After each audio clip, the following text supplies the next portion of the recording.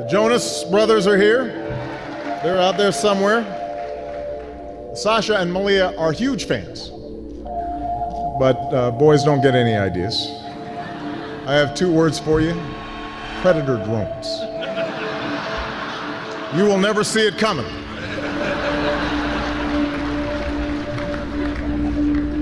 You think I'm joking?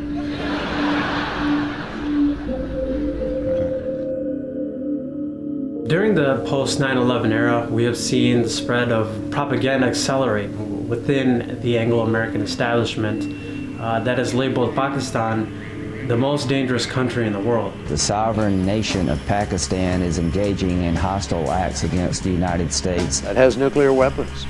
It has a part of its country that is not controlled by the country. They are plotting to kill Americans right now. The war against terrorism began in that region, and that's where it will end. We simply cannot allow these kinds of terrorists to be able to go into Afghanistan, attack our forces, and then return to Pakistan for safe haven. We have government officials and media pundits that have voiced a level of distrust between America and Pakistan, and many times have suggested military force as a potential solution. There are terrorists holed up in those mountains who murdered 3,000 Americans. If we have actionable intelligence about high-value terrorist targets and President Musharraf will not act, we will. The truth of the matter is that we've been covertly at war with Pakistan since the year 2006, and the propaganda is in place really to keep us dumb and blind, as if nothing is happening. I want to make sure that people understand actually drones have not caused a huge number of civilian casualties.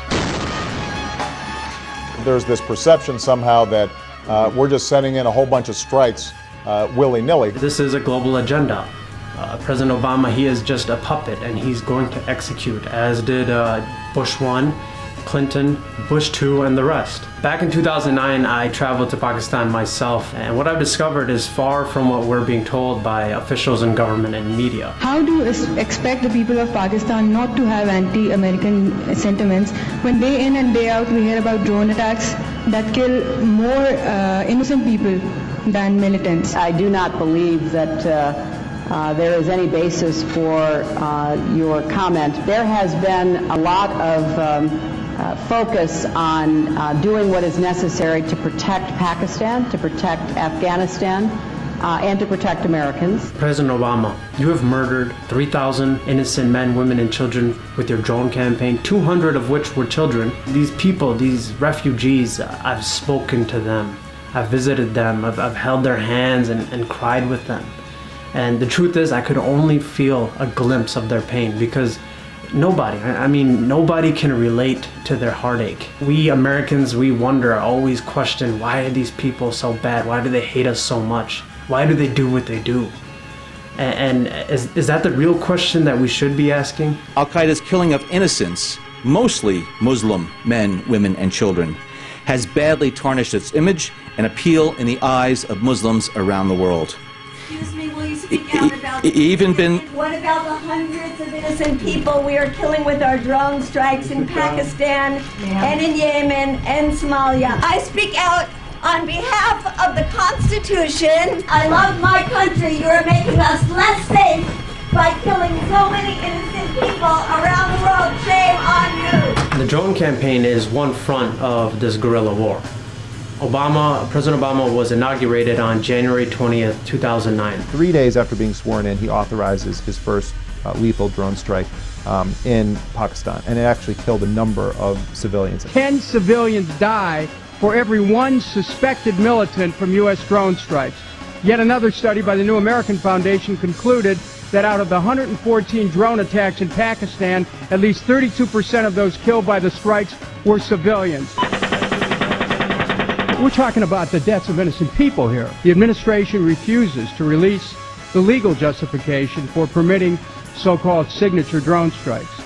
The administration refuses to disclose whether and how there's any follow-up with the families of innocent civilians who died from a drone strike. The death of innocents is not done by accident. This is done by their command. They are the prosecutor, the judge, the jury, and executioner all in one package. You are guilty until proven innocent, and your innocence is going to be proven after you're dead.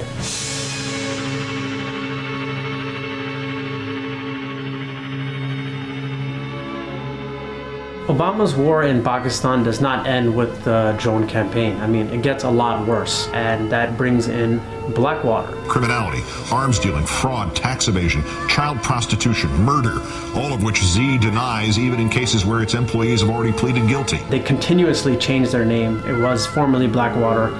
You have Z Services, and they continually change their name, obviously, because after they kill so many people and stain their name so much. One motive for all this, the four-year executive claims, was greed.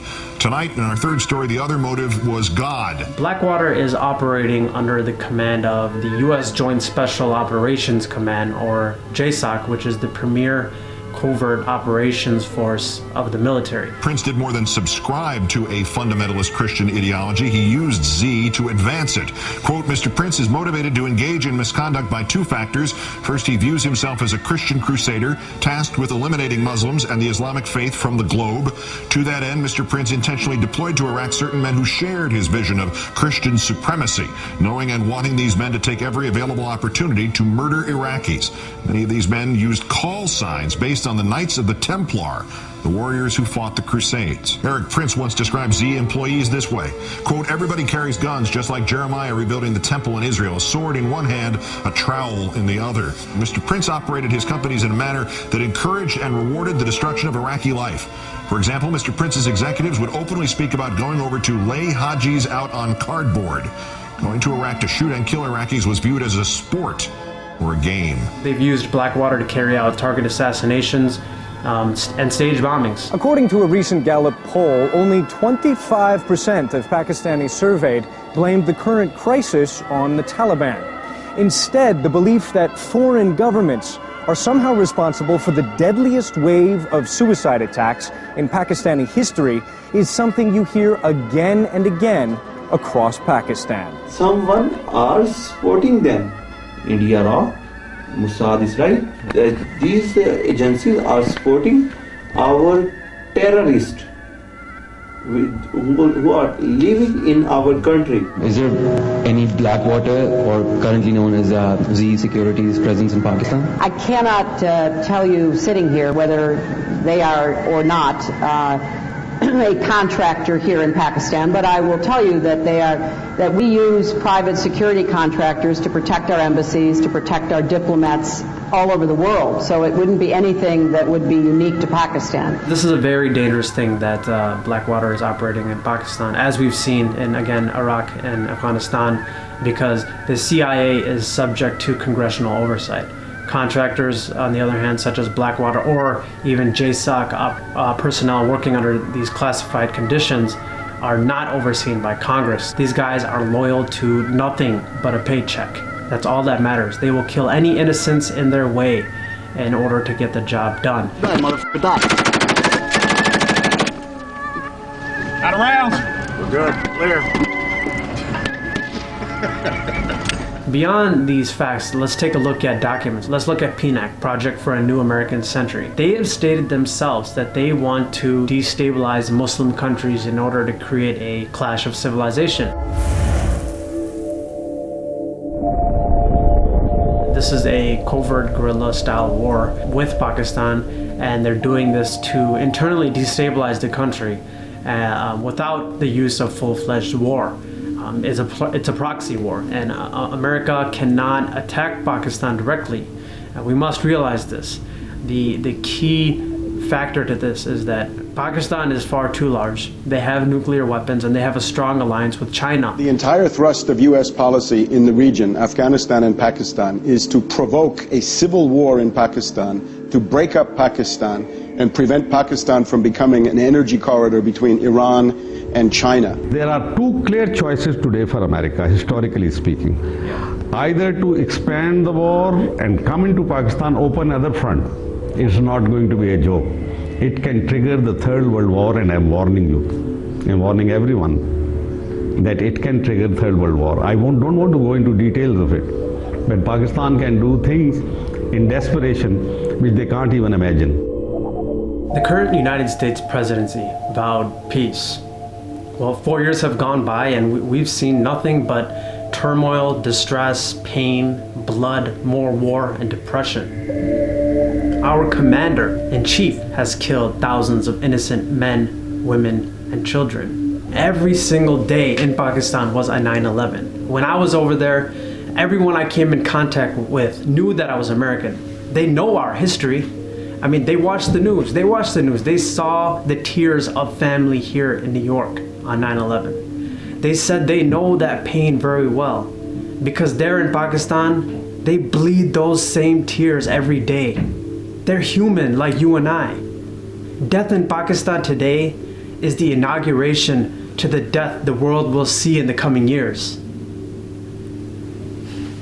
May God be with us.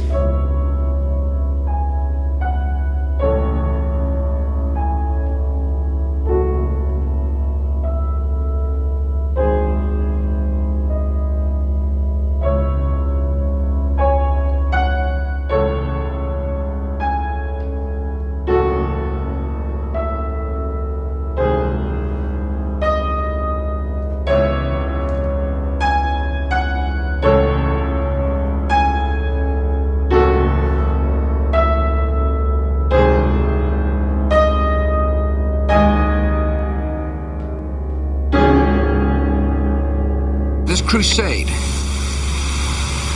this war on terrorism, is going to take a while.